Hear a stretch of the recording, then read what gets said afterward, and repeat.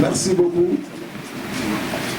di sant suñu borom bu baax a baax ci bis bi nga xam ni jagleel doon ko te mu doon li nga xam ni yombul ndax nit mën na tànn bisam am ci ay ambition mais ndok ñëw kon lu sotti rek suñu borom la nekk kon di ko ci sant bu baax a baax di leen sant yéen ñi nga xam ni def ngeen déplacement bi te ku nekk ci yéen kenn umpalewul xat-xat yi nga xam ni objectivement ci la nekk ngeen jógee pour certains ci ay départements yu sore moo tax ñoo ngi leen di gërëm bu baax a baax di leen sant di jël lépp di ko teg ci loxo suñu borom nga xam ni moo mën moo àttan lépp lii rek suñu biir xol mu def ko ay teranga risque ci ku nekk ci yéen ndaxte vraiment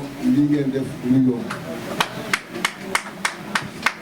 Mes chers compatriotes, honorables invités, chers militants et sympathisants, nous rendons grâce à Allah, le Seigneur des mondes et de l'univers, des âmes et des êtres. Nous lui rendons grâce de nous avoir permis ce souffle de vie afin que nous puissions être là, composant cette belle assemblée de citoyens honnêtes, dignes, responsables et patriotes. De la formule consacrée qui veut que chaque peuple n'ait que les dirigeants qu'il mérite, en entrant ici, lisant le courage, la maturité, la dignité, la vertu, la probité morale et l'amour profond pour sa patrie sur le front de chacune et de chacun ici présent, j'ai l'intime foi que le changement véritable dont nous rêvons tous est très proche. Il est presque là. Chers représentants des guides religieux et coutumiers respectifs, éducateurs d'âme et purificateurs de foi, de par vos rôles de support, de sécurité et de stabilisation, des semelles de la bonne quiétude et du bon vivre de notre société, partout où vous êtes, veuillez recevoir ici nos remerciements. Que les prières formulées dans le registre de l'oubli de soi au profit de la communauté continuent d'être l'eau douce contre le feu de la désintégration sociale et nationale, garant de la paix et de la stabilité. Chers représentants des partis de l'opposition ou de la société civile, de vos actes quotidiens pour la préservation et le renforcement de nos acquis démocratiques, qui souffrent aujourd'hui d'un exécutif démissionnaire et déconnecté de ses obligations morales envers la population, d'un Parlement dévalorisé du fait de sa soumission, de sa génuflexion devant l'exécutif et des scandales à répétition, et d'une justice qui ne se meut et ne se caractérise que par son manque d'impartialité, veuillez recevoir, chers leaders de l'opposition ou de la société civile, nos remerciements les plus sincères. Chers militants, actifs de l'information, mesdames et messieurs de la presse, de par votre statut historique de quatrième pouvoir, le seul pouvoir qui reste debout, malgré l'échec des trois susmentionnés, s'employant contre vos vents et marées, grenades lacrymogènes et matraques, menaces et intimidations, vous êtes toujours là, à point nommé à nous servir, nous citoyens, des informations à temps réel. Ainsi, veuillez recevoir également nos sincères remerciements. Le 28 mars 2021, il y a exactement de cela 210 jours, soit 6 mois et 26 jours. Nous annoncions aux Sénégalais et au monde entier la création de notre parti politique, le PRP, Parti républicain pour le progrès d'Isso ak Askan Bi.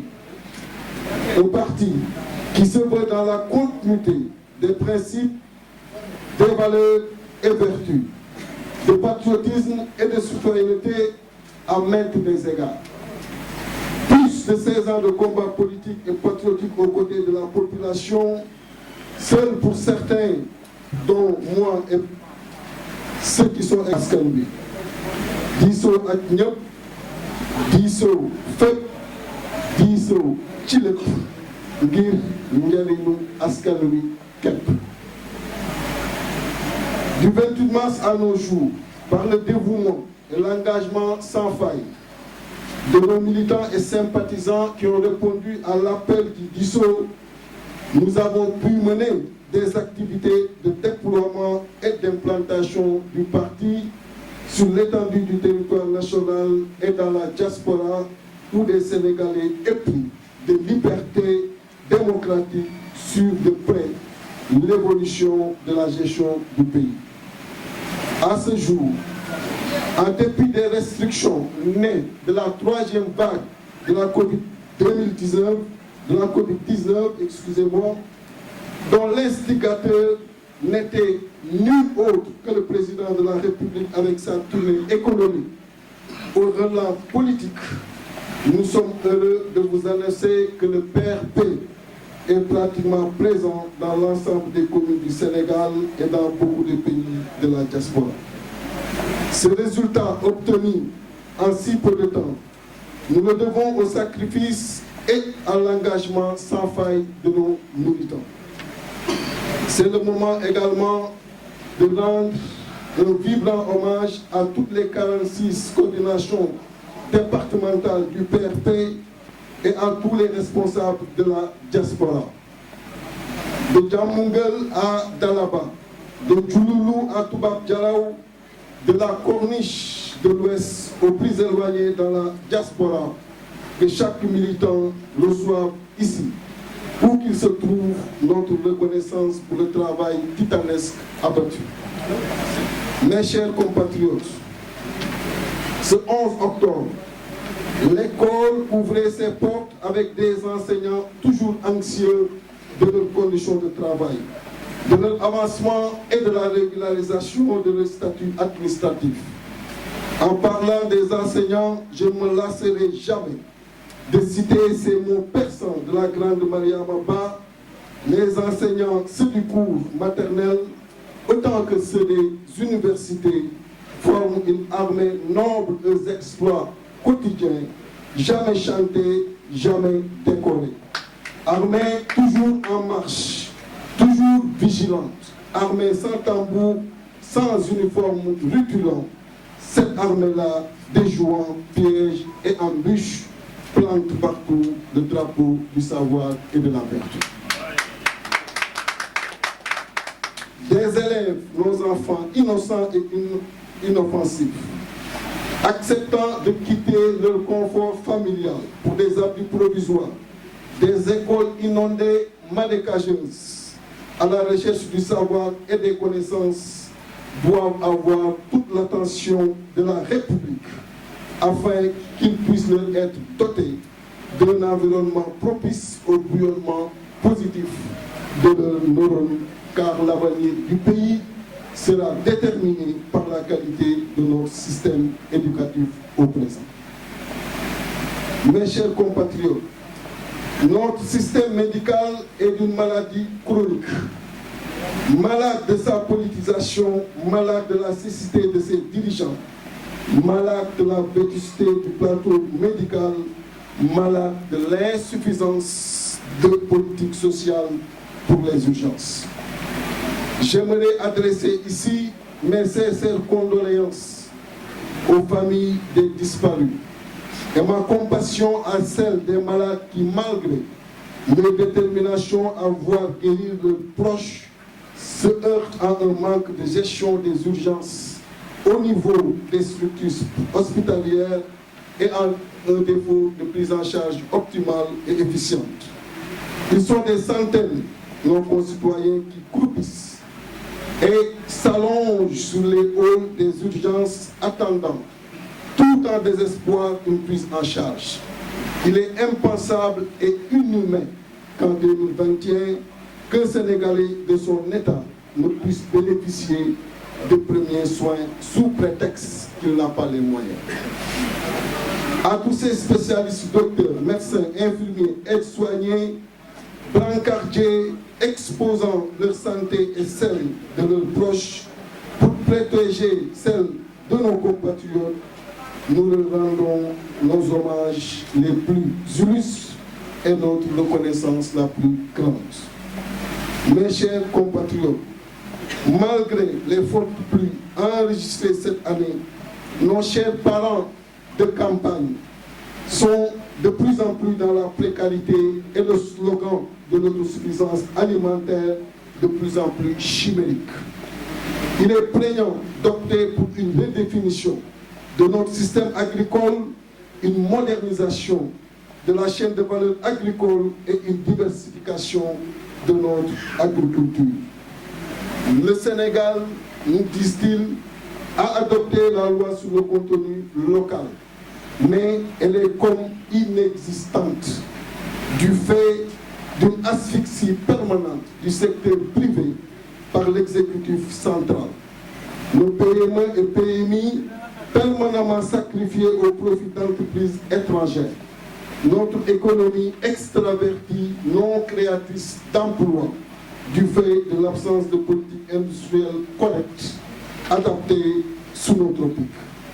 En plus d'un pays sans réelle politique industrielle, nous assistons au tourisme d'un président de la République qui déplace sa famille, ses compagnons, ses militants jusqu'à Dubaï pour y exposer des réalisations faites par des industries d'autres pays.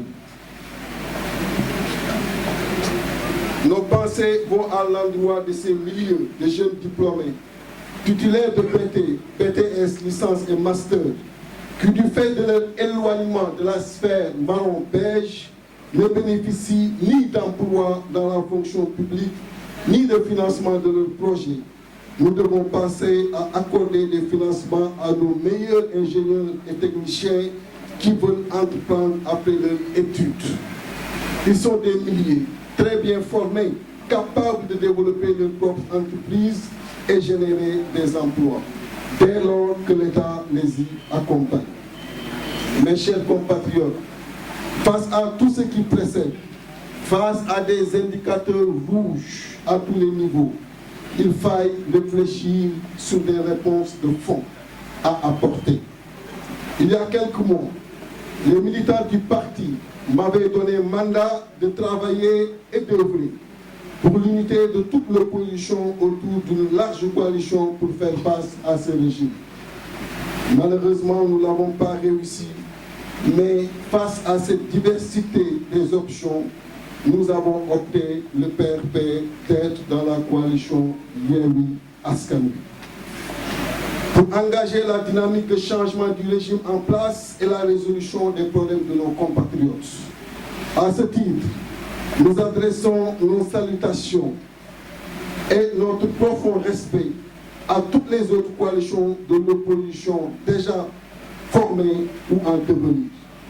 Nous ne doutons point de l'ambition de tous d'œuvrer pour arriver à un changement politique de correction, de refondation de la gouvernance du Sénégal. Chers compatriotes, le PRP a l'ambition de s'inscrire durablement au panthéon de la politique dans toute sa noblesse. Nous travaillons pour un parti moderne, démocratique et durable, qui sera fièrement compté par les générations futures dans leur legs.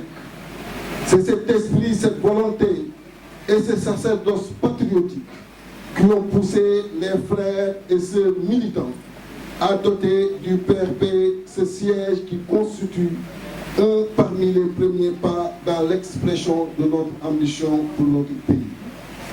Chers compatriotes, soyez les bienvenus dans le siège national du PRP. Ce siège national se veut une maison nationale de tous nos compatriotes, un confessionnel, Un lieu où les Sénégalais, qui qu'ils soient, quoi qu'ils fassent, quoi qu'ils ressentent, puissent venir à n'importe quelle heure et n'importe quel jour, nous faire part de ces complaintes, de ces problèmes, et nous réfléchirons ensemble, comme toujours, sur les voies de solution les plus promptes et les plus durables dont la mise en œuvre sera réaliste, réalisable et efficiente.